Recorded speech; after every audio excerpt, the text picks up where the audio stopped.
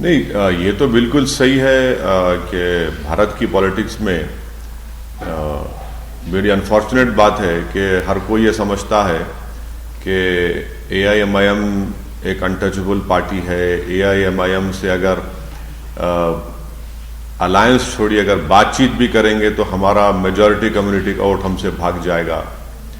और ये ज़्यादातर जो अपने आप को जो पार्टीज जो सेकुलर कहती हैं उनको लगता है। दूसरा ये है कि उनको एक फीलिंग ऑफ इनसिक्योरिटी है कि स्पेशली मुस्लिम माइनॉरिटी का जो यूथ है वो काफ़ी एमआईएम से जुड़ा हुआ है, क्योंकि उसके होप्स एस्पिरेशंस उसमें एक चर्निंग है।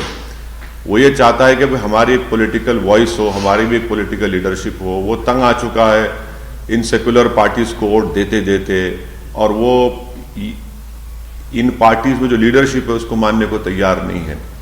तो यकीनन ये एमआईएम पार्टी को एक अनटचेबल के तौर पर ये लोग पेश करते हैं, और उनका आर्गुमेंट ये होता है कि अगर हम एआईएमआईएम से बात करेंगे, अलायंस को छोड़ो, तो हमारा मेजॉरिटी कम्युनिटी का वोट भाग जाएगा। ये सेकुलर पार्टीज ये नहीं देख रहे हैं कि भाई आपका वोटर है ही कहाँ आपके पास। स्पेशली मुल्क के बहुत से स्टेट्स में तो वोटर भाग चुका है। उनका जो ट्रेडिशनल वोटर था सेकुलर पार्टीज का तो है ही नहीं। तो अब इसीलिए थोड़ा वो लोग इनसिक्योर फील करते हैं और हमारे को कोशिश करते हैं कि हमसे बातचीत ना हो, और इस तरह के इल्ज़ामात लगाते हैं।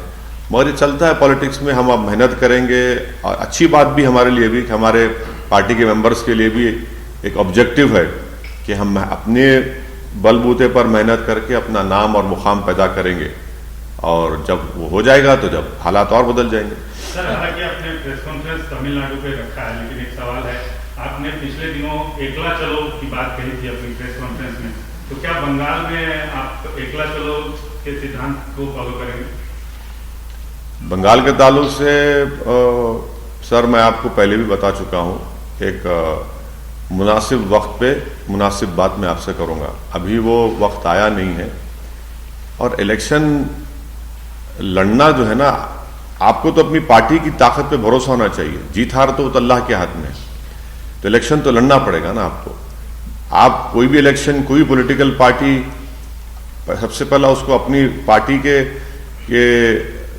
मेंबर्स के ऊपर, अपने आप पर, उस पॉलिटिकल पार्टी को कॉन्फिडेंस होना चाहिए, तो तब आगे बढ़ते आप। तो हम हमेशा से अकेले लड़ते आए हैं।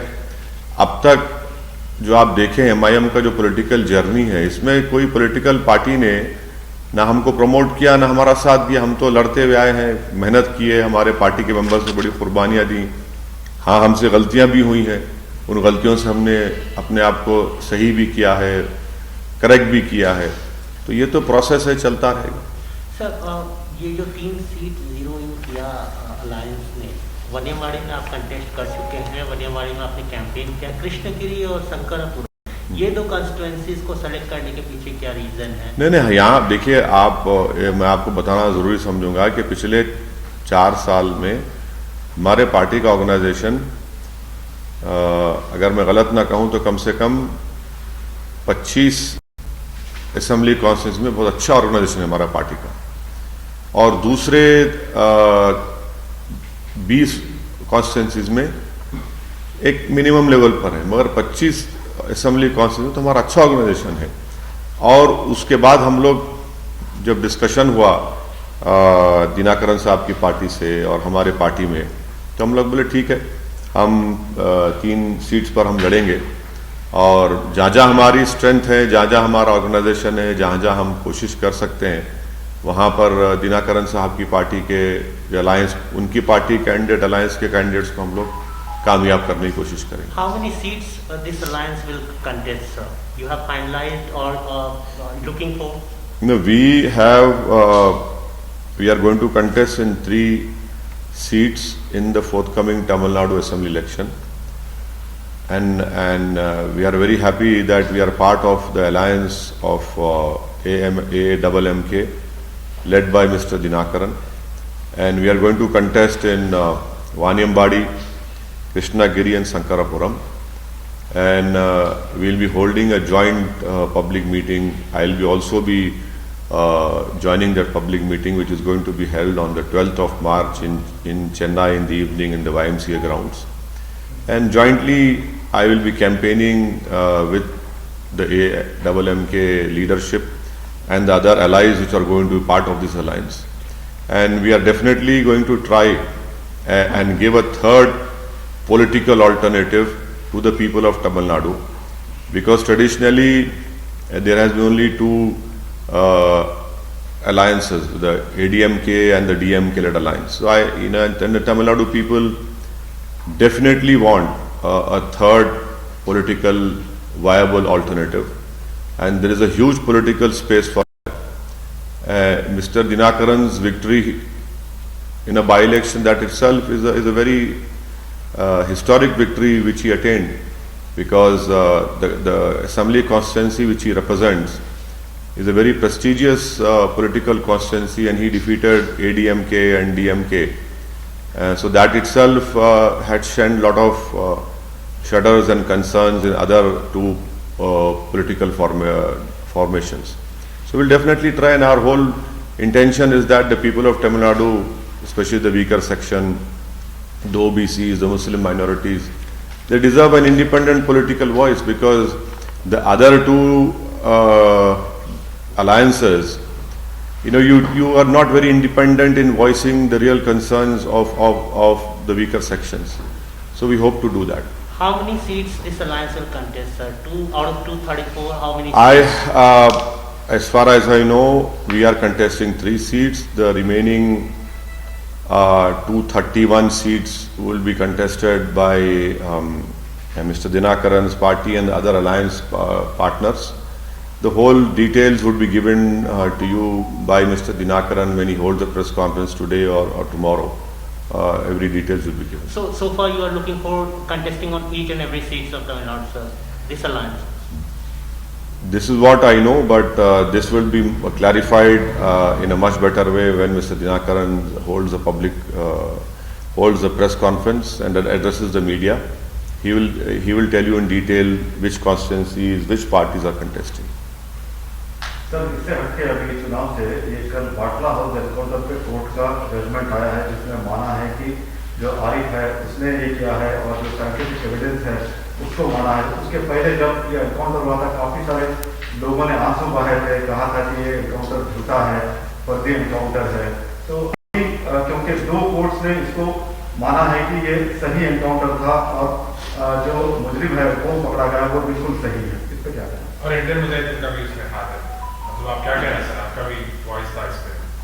आपको क्या कंसर्न है मेरे सवाल पर? आपका कंसर्न क्या है? कंसर्न ये है कि जब ये एनकाउंटर हुआ तो सोनिया गांधी ने आंसू बहाए थे। अच्छा। कांग्रेस पार्टी ने कहा था कि ये फर्जी एनकाउंटर है, ठीक है। कई सारे दूसरे लीडर्स ने भी कहा था कि इस पर जांच होनी चाहिए जी। अब 2 कोर्ट्स ने उसको सही ठहराया। अब आप देखिए, मैं तो AIMIM का रिप्रेजेंटेटिव हूँ। अब आप जो लीडर्स का नाम ले रहे हो दूसरी पार्टी के हैं, जो मेरे सख्त खिलाफ हैं, जो मेरे को रोज सुबह शाम मेरे को गाली देते। अब इन लोगों का जवाब मैं कहाँ दे सकता हूँ? प्रसाद साहब, उनसे ही पूछ लो। आप अपने दिल्ली ब्यूरो को बोलो, आप उनको जो रोए या नहीं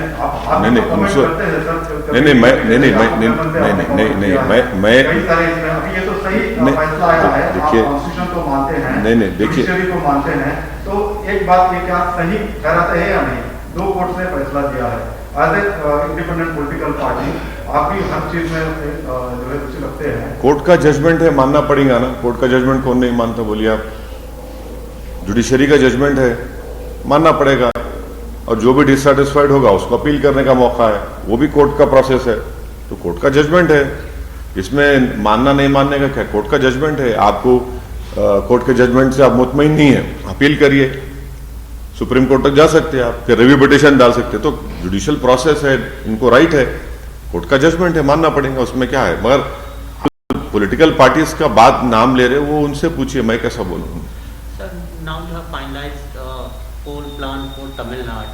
What about Bengal? Because Bengal was on your priority list when you are visiting again last time. You see, I don't know whether you have followed what I said in my party formation day public meeting. MIM contesting elections or not contesting elections is based on what my party thinks is right for my party. So we will decide at an appropriate time. Our team members are in Bengal, led by Mr. Majid Hussain, along with our Bengal team is there. And once we meet them, and we'll decide and let you know. So nothing is finalized, whether your party will contest or not contest. No, I'll let you know at appropriate time.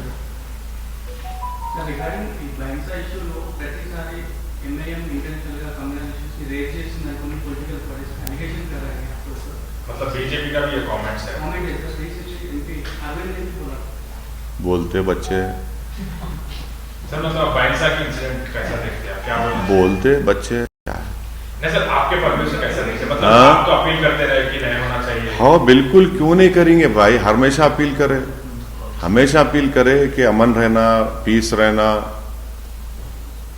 हम तो Telangana government को मैं पहले ही बोल चुका हूं, Telangana government के leadership को बोल चुका हूं कि old Nizamabad district, old Adilabad district में पूरी तवज्जो लेने की जरूरत है वहां पर। ये ऑलरेडी मैं ऑन रिकॉर्ड बोल चुका हूं सबको, कहीं पर भी ब्रीच ऑफ पीस नहीं होना चाहिए, कहीं पर भी वायलेंस नहीं होना चाहिए। ये अच्छा नहीं है। तेलंगाना ये भैंसा के रिसेंट 2 इंसिडेंट्स को छोड़कर ओवरऑल तेलंगाना बड़ा पीसफुल रहा है। नमस्कार, मैं हूं मानक गुप्ता। अगर आपको हमारा ये वीडियो पसंद आया हो तो इसे लाइक और शेयर जरूर करें, और हाँ, हमें सब्सक्राइब और फॉलो करना ना भूलें ताकि आप देश और दुनिया की कोई खबर मिस ना करें। तो जुड़े रहिए हमारे साथ और देखते रहिए News 24।